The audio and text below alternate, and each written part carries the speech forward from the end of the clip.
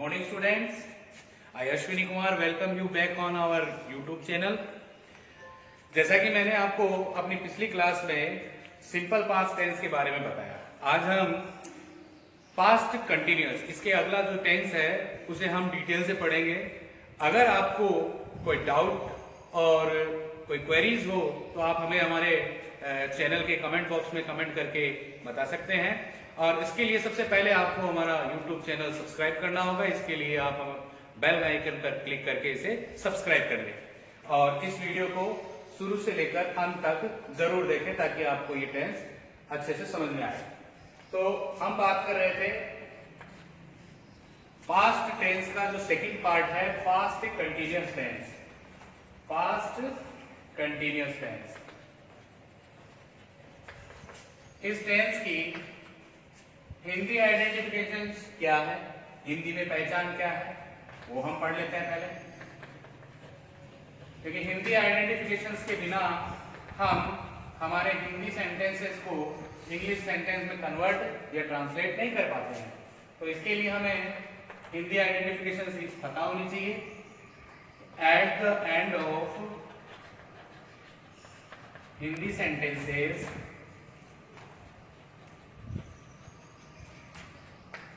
if we find some Hindi words like रहा था, रही थी, रहे थे, etc., then we can say it's a past continuous tense sentence। तो दोस्तों, इस टेंस की हिंदी जो आइडेंटिफिकेशन है, हिंदी में जो आइडेंटिफिकेशन है वो ये है कि किसी भी हिंदी के वाक्य के अंत में यदि हमें कुछ हिंदी के शब्द जैसे कि रहा था, रही थी, रहे थे, इस तरह के कुछ वर्ड्स अगर हमें हिंदी के वाक्य के अंत में मिलते हैं तो हम ये कह सकते हैं कि ये टेंस पास्ट कंटिन्यूअस टेंस का सेंटेंस है। फॉर एग्जाम्पल मैं अपने दोस्तों के साथ मैदान में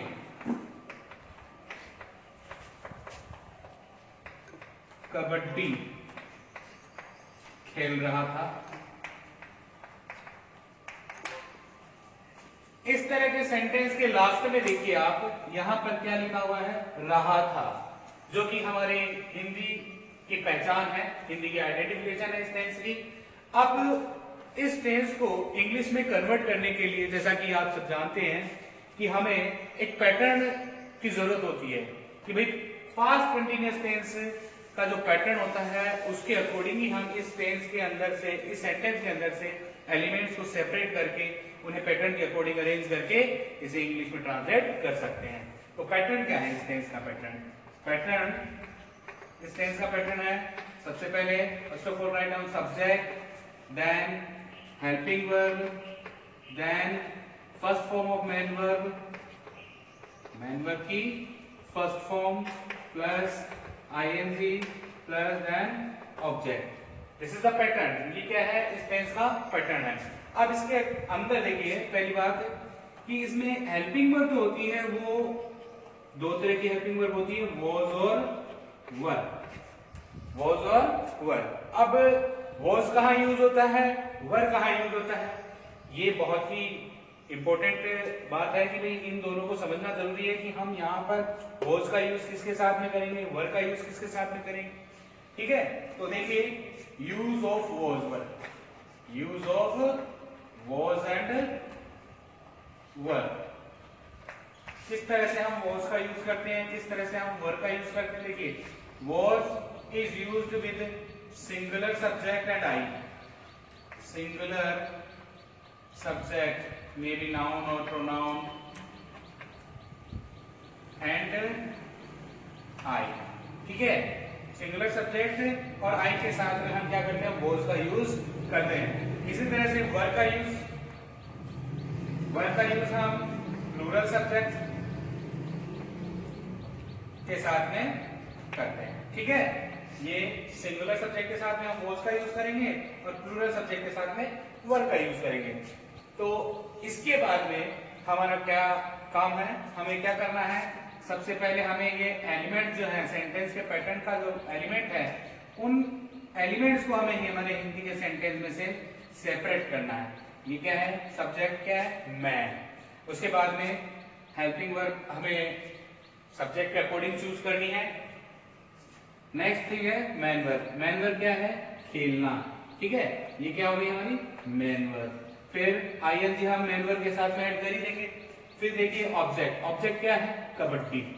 ठीक है, फिर ये क्या चीज आ गई, देखिए यहाँ पर मैदान में और अपने दोस्तों के साथ, ये क्या है, ये प्रीपोजिशनल ऑब्जेक्ट, कॉम्प्लीमेंट्स, इस तरह के वर्ड्स इसमें आते हैं। इन्हें हमें क्या करना है, ऑब्जेक्ट के बाद में लिखना है। अब क्या करेंगे, ये जो एलिमेंट्स हमने सर्च किए हैं, फाइंड आउट किए हैं, इन सब को हम पैटर्न के अकॉर्डिंग अरेंज कर देंगे। इनकी स्पेलिंग क्या है, देखिए सब्जेक्ट है मे की स्पेलिंग क्या होती है, first of all write down में आई के साथ में हेल्पिंग वर्ब क्या यूज होती है, जैसा कि मैं बता चुका हूं आपको, आई के साथ में वॉज का यूज किया जाता है, आई वॉज। ठीक है, फिर उसके बाद में मेन वर्ब क्या है, खेलना। खेलने को क्या बोलते हैं, प्ले। और प्ले में क्या ऐड करना है, फिर आईएनजी, प्लेइंग। फिर क्या ऑब्जेक्ट हमारा क्या है, कबड्डी। क्या है, कबड्डी। इतना काम होने के बाद में कहाँ खेलते हैं, किसके साथ खेलते हैं, इसके अंदर देखिए ये वाला जो ऑब्जेक्ट है, प्रीपोजिशनल ऑब्जेक्ट या फिर कॉम्प्लीमेंट, इसे हम कहां पर यूज करेंगे, यहां। पहले हम इसे लिखेंगे विद माय। यहां पर माय की यूज किया, जैसा कि मैं अपने पिछले वीडियोस में बता चुका हूं कि अपने के बहुत सारे मीनिंग होते हैं। ये डिपेंड करता है कि अपने का मीनिंग क्या होगा, वो डिपेंड करता है सब्जेक्ट के ऊपर। अब यहाँ पर देखिए सब्जेक्ट क्या है, subject is I hear. Subject क्या है, यहाँ पर आई है। और आई के लिए अपने का मीनिंग क्या होता है, my. My friends, my friends. यहाँ पर विद क्यों आया, देखिए साथ, किसके साथ, साथ का मीनिंग क्या होता है, विद। ठीक है, तो I was playing kabaddi with my friend. कहां पर खेल रहा था, अब आ जाएगा place, in ground, in the ground. Clear. तो सेंटेंस क्या हो गया हमारा, I was playing kabaddi with my friends in the ground. ये कौन सा सेंटेंस है, विच सेंटेंस इज दिस, अफर्मेटिव। अब आपको क्या करना है, नेगेटिव, इंट्रोगेटिव, इंट्रोगेटिव नेगेटिव और फिर WH वर्ड टाइप क्वेश्चंस। ठीक है, ये बनाने हैं हमें। तो मैं ज्यादा टाइम नहीं लूंगा क्योंकि मैं आपको अपने पिछले वीडियोस में बता चुका हूं कि किस तरह से हमें नेगेटिव बनाना है, किस तरह से इंट्रोगेटिव बनाना है, किस तरह से इंट्रोगेटिव, नेगेटिव और WH टाइप सेंटेंस। तो देखिए नेगेटिव बनाने के लिए नॉट का यूज करते हैं और वो भी हेल्पिंग वर्ब के बाद में। I was not playing kabaddi with my friends in the ground. ये हो गया negative sentence. Interrogative helping verb से स्टार्ट होते हैं। So write down here, was I playing kabaddi with my friends in the ground and then question mark. ये interrogative sentence है तो question mark ही हमें पुट करना है। अब आती है हमारी इंट्रोगेटिव नेगेटिव की, was I not playing kabaddi with my friends in the ground, question mark. देखिए इस सेंटेंस में हेल्पिंग वर्ब पहले इंट्रोगेटिव है और साथ में नेगेटिव भी होने की वजह से नॉट वर्ड यहाँ आ गया। अब हमें WH टाइप इंट्रोगेटिव सेंटेंस बनाने हैं। तो इसके लिए मैं आपको बता चुका हूं पहले भी कि किस तरह से हम WH वर्ड्स का यूज करते हैं। हमारे हिंदी के सेंटेंस में या फिर इंग्लिश के सेंटेंस में जो वर्ड दिया हुआ है उस वर्ड को रिप्लेस करने के लिए कौन सा WH वर्ड हम काम में लेते हैं। जैसे कि हम सब्जेक्ट को रिप्लेस कर रहे हैं तो जनरली सब्जेक्ट क्या होता है, नाउन या प्रोनाउन होता है। तो नाउन अगर कोई पर्सन होता है तो पर्सन को रिप्लेस करने के लिए हम सबसे पहले WHO हु वर्ड यूज करते हैं। तो यहाँ पर हु से हम इसको रिप्लेस कर देंगे, यानी हमारे इस सेंटेंस में से क्या रिप्लेस हो जाएगा, ये आई रिप्लेस हो जाएगा। तो आई इसकी जगह हमने हु लिख दिया, हु वॉज प्लेइंग कबड्डी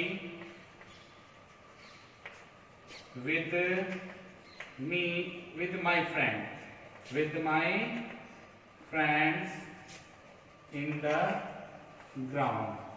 ये हो गया पहला WH word type interrogative sentence. Second, हम किसको रिप्लेस करेंगे, हम सबसे पहले इसको रिप्लेस करेंगे, कबड्डी। ठीक है, ये हमारा रिप्लेस हो गया, ये हमें रिप्लेस करना है कबड्डी। कबड्डी का मतलब गेम, नेम ऑफ गेम। तो हम इसे क्या करेंगे, विच गेम, क्योंकि कबड्डी एक गेम का नाम है इसलिए हमें WH में कौन सा वर्ड यूज करना है, विच, और विच को बाद में हमें गेम भी यूज करना है क्योंकि ये गेम का नाम है। ठीक है, तो which game was I playing with my friends in the ground, question mark. Second type हो गया। Third one, with my friend, यानी किसके साथ। इसको अगर हिंदी में ट्रांसलेट करेंगे तो अगर हम ये वाले वर्ड्स अगर हटाते हैं तो इसका सेंटेंस क्या बनेगा कि मैं किसके साथ मैदान में कबड्डी खेल रहा था। तो यहां पर आ जाएगा विद whom। किसके साथ का मतलब क्या होता है, विद whom। देखिए WH वर्ड के पहले जो प्रीपोजिशन लगा होता है वो प्रीपोजिशन हम स्टार्टिंग में भी लिख सकते हैं और लास्ट में भी लिख सकते हैं। अब क्या होता है कि ये चीज जनरली हम पढ़ते हैं तो पढ़ने में बहुत अच्छा लगता है, इसलिए हम इसको यही यूज कर रहे हैं, with whom was helping verb. देखिए WH वर्ड के बाद में हम हेल्पिंग वर्ब का यूज करते ही हैं। तो with whom was I playing kabaddi in the ground, question mark। And then next, what is the next, in the garden है, in the ground। in the ground क्या है, जगह का नाम है, प्लेस का नाम है। तो where हम क्या लिखेंगे यहाँ पर, इससे हम in the ground को रिप्लेस करेंगे where से। where was I playing kabaddi with my friends, और फिर उसके बाद में क्वेश्चन मार्क। ठीक है, अब लास्ट जो हमारा है वो है वर्ब को रिप्लेस करना। वर्ब जब रिप्लेस होगी तो हम वर्ब को, प्लेइंग को हम डूइंग में कन्वर्ट कर देंगे। आपको पता ही है जब हम किसी मेन वर्ब को रिप्लेस करते हैं तो वो डू में कन्वर्ट हो जाती है। तो यहाँ प्लेइंग को हम रिप्लेस करेंगे तो इसको हम, इसकी जगह हम क्या यूज करेंगे, डूइंग, और साथ में हम WH वर्ड वॉट यूज करेंगे। ठीक है, तो क्या बन जाएगा हमारा सेंटेंस, वॉट, देखिए what was I doing with my friends in the ground। इस तरह से हम सारे के सारे WH type interrogative sentence create कर लेते हैं। ये जनरली क्या होता है, प्रैक्टिस के लिए है, और इनको हम हमारे स्पोकन में काम में लेकर के हम हमारा स्पोकन भी अच्छे से इम्प्रूव कर सकते हैं और दूसरों के सामने बोलने में भी हमें कोई हेजिटेशन नहीं होगी। इसके लिए सबसे मेन इंपॉर्टेंट जो बात है, थिंग है, वो है हमारी वोकैबुलरी। वोकैबुलरी स्ट्रॉन्ग करिए और अपनी इंग्लिश को इम्प्रूव करिए। अब जो टर्न है वो है इंग्लिश पैटर्न का, इंग्लिश आइडेंटिटीज का। आपको पता ही है, जैसा कि मैंने पिछली वीडियोज में बताया है कि ये जो ट्रांसलेशन है वो हमारे एग्जाम के पॉइंट ऑफ व्यू से कोई इंपॉर्टेंट नहीं है, ये एग्जाम में नहीं आते हैं। तो एग्जाम में क्वेश्चन किस टाइप के आते हैं ये भी मैं आपको बता चुका हूं। एग्जाम में क्वेश्चन आते हैं fill in the verbs, fill in the blanks with correct form of the verbs, इस तरह के क्वेश्चंस आते हैं, हमें उन्हें अटेम्प्ट करना होता है। इसके लिए हमें कुछ इंग्लिश की आइडेंटिटीज होती है वो हमें याद करनी होती है, वो हमें पता भी होनी चाहिए, क्योंकि उनके बिना हम हमारी correct form of the verb को फिल नहीं कर पाते हैं। और पास्ट कंटीन्यूअस टेंस की correct form of the verb, sorry ये इंग्लिश आइडेंटिटीज क्या है, इंग्लिश एडवर्बियल्स क्या है, तो वो है at that time, at those time, oh sorry, at that time, at that moment, those days, when, then, or why, ठीक है। These are the English identities. When we find these words in our English sentence, we have to identify that this is the sentence of past continuous tense. जब हमें ये English identities या adverbials हमें किसी English के sentence में मिलता है, तो हम इन्हें फाइंड करके, इन्हें पता लगा करके ये कंफर्म कर सकते हैं कि ये पास्ट कंटीन्यूअस टेंस का सेंटेंस है, और हम वहां पर पास्ट टेंस कंटीन्यूअस टेंस का पैटर्न अप्लाई करके correct form of the verb fill कर सकते हैं। कैसे, देखिए for example first one, I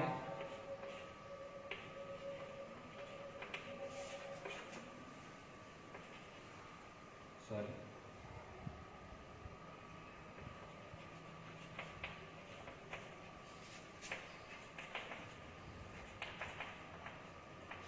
look here, यहां पर देखिए एट दैट टाइम, और यहां पर सेंटेंस क्या है, I read newspaper eight that time, यानी कि इसको हम जब हिंदी में ट्रांसलेट करते हैं तो इसे हम क्या कहेंगे, मैं उस समय न्यूज़पेपर क्या कर रहा था या क्या कर रहा हूं। आप अगर ऐसे लिखते हैं कि मैं उस समय न्यूज़पेपर पढ़ रहा हूं, तो उस समय क्या होता है, थोड़ा सा अजीब लगता है, कुछ अटपटा सा लगता है। इसके लिए हम क्या करेंगे कि इसे हम पास्ट में कन्वर्ट करके देखते हैं कि मैं उस समय न्यूज़पेपर पढ़ रहा था, तो ये क्या है, परफेक्ट लगता है। इसके लिए हम क्या करेंगे, इंग्लिश के पैटर्न के अकॉर्डिंग क्या करेंगे, अपन वॉज हेल्पिंग वर्ब यूज करेंगे और मेन वर्ब की फर्स्ट फॉर्म और आईएनजी, इस तरह से हम इसकी correct form of the verb fill कर देंगे। One more example I will tell you,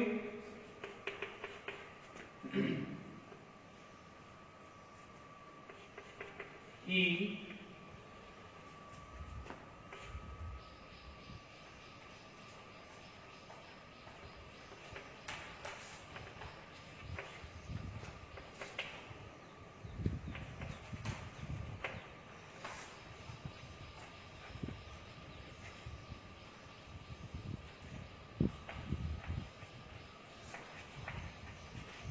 look here, he studying, he studying in this school those days। यहाँ पर देखिए हमारा जो सेंटेंस है इसके लास्ट में इंग्लिश एडवर्बियल दिया हुआ है those days, इसके अकॉर्डिंग हम क्या कर देंगे, इसमें correct form of the verb क्या आएगी, he was studying। यहाँ पर स्टडिंग ऑलरेडी गिवन है तो आपको स्टडिंग ही लिखना है, he was studying, हमें क्या करना है, हेल्पिंग वर्ब को यूज करते हुए मेन वर्ब को यहाँ पर पुट करना है। तो he was studying in this school those days, वह उन दिनों में इस विद्यालय में पढ़ता था। ये क्या है, ये एग्जाम्पल है, इस तरह से आपको क्या करना है, correct form of the verb fill करना है। ये ही एग्जाम में आते हैं, इनको प्रिपेयर करिए। इसके लिए मैं आपको पीडीएफ फाइल्स आज सेंड कर रहा हूँ, और मैं उम्मीद करता हूं कि आपको जो मेरा जो पैटर्न है, जो मैंने आपको आज का स्टडी मटेरियल दिया है, वो समझ में आया होगा, और उम्मीद करता हूं कि आप हमारे चैनल को सब्सक्राइब करके अपने अपने कमेंट्स हमारे कमेंट बॉक्स